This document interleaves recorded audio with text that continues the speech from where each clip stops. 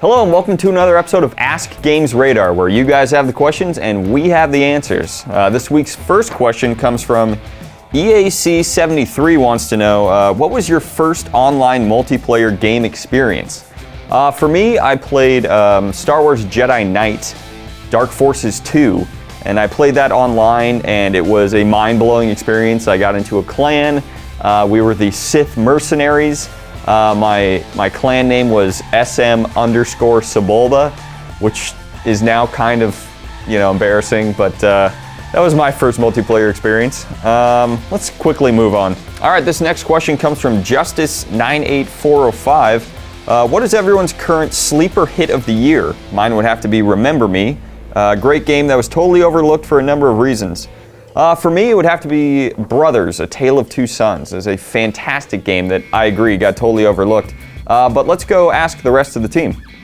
So, fundamentally, the idea of a personal sleeper hit doesn't actually make sense. I mean, it can't be my own personal thing that I'm making everybody buy, which would constitute a hit. That said, if you're looking for my favorite game that I wasn't expecting to be good, I'm definitely going to have to go with Diablo 3 on consoles. When that came out on PC, everybody expected it. It tanked for many different reasons, but when they brought out the consoles, it kind of turned it into the experience that everybody was hoping it would be, and it's really fun. You should check it out. I'm gonna go with Puppeteer. That's an awesome platformer on PlayStation 3 that seemingly no one knows exists. My sleeper hit of the year? I was gonna say Hotline Miami on PS Vita, but I've just started playing Tearaway, and yeah, I can confidently predict that is going to be a hit. And because it's coming out around the same time as next gen, no one's really expecting anything big from it. It's going to be good. My favorite game, Don't Starve. I want to tell you about it, but I don't want to ruin the experience for you. Go try it, it's on Steam. Download it. Okay, it only scrapes in on a technicality because it's a re-release, but I'm going to go with Deadly Premonition Director's Cut. In fact, it's such a sleeper hit that some people, even now it's out, won't admit that it's any good. But those guys are jerks, so don't be those guys. All right, well, my sleeper hit technically was a PC game of the previous year, but it just came to PS3 this year, and that is Thomas Was Alone. I thought it was a great exercise in storytelling that, even though it just starred cubes and rectangles that said nothing, the voiceover gave them so much more character than you find in many real games that come out. So that's my pick. My sleeper hit of the year has got to be Lego City Undercover, to which I lost a massive 60 hours of my life. I don't mind now because it was brilliant. This dude, Frank Honey, steals every scene that he's in.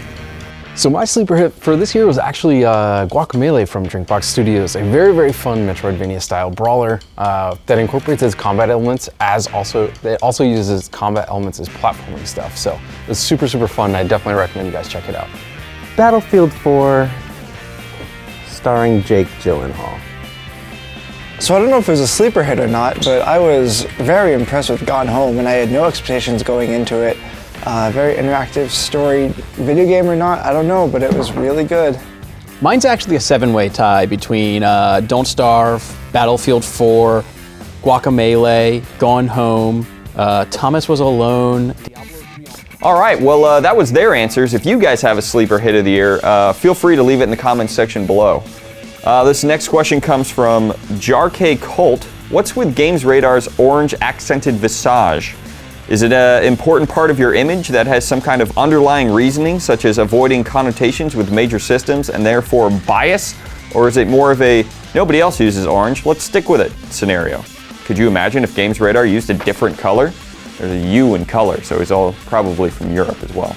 Tom Magrino actually has a great answer to this question, conspiracy filled. Let's go ask. So the question is, why do we use orange? Well, when we think about orange, I'm just gonna read something to you, because I feel like when you think about orange and color theory, tell me if this doesn't just perfectly encapsulate GamesRadar as an entity. Orange combines the energy of red and the happiness of yellow. It is associated with joy, sunshine, and the tropics. Orange represents enthusiasm, fascination, happiness, creativity, determination, attraction, success, encouragement, and stimulation. That's GamesRadar. It gets better. To the human eye, orange is a very hot color, so it gives the sensation of heat. Nevertheless, orange is not as aggressive as red. It's very important as GamesRadar as an entity. Orange increases oxygen supply to the brain, produces an invigorating effect, and stimulates mental activity. Totally GamesRadar. It is highly accepted among young people. GamesRadar. As a citrus color, orange is associated with healthy food and stimulates appetite. Totally GamesRadar. Orange is the color of fall and harvest. In heraldry, orange is symbolic of strength and endurance. Orange has very high visibility, so you can use it to catch attention and highlight the most important elements of your design. Orange is very effective for promoting food products and toys. So, when I think of GamesRadar, you gotta go with orange. All right, hope that answers your question. This last question comes from Sinosaur. What game do you have sitting at the bottom of your to-be-played pile that you should probably give up on? For me, it would have to be Assassin's Creed Revelations. I played 1, 2, Brotherhood, and then I skipped over Revelations and went straight to 3, and now I'm anxiously waiting 4, but I don't know if I have the time or willpower to actually go back and finish Revelations, and I probably won't. So that's all the time we have for today. Make sure you like, subscribe, do all those great things to our social media channels. If you guys have any questions that you want to see featured in next week's episode or future episodes, feel free to leave them in the comments section down below. We'll pick out our favorites and answer them next time. From all of us here, that's... No! I got so close. I say we use that one. Just use it. Marvelous here, that's a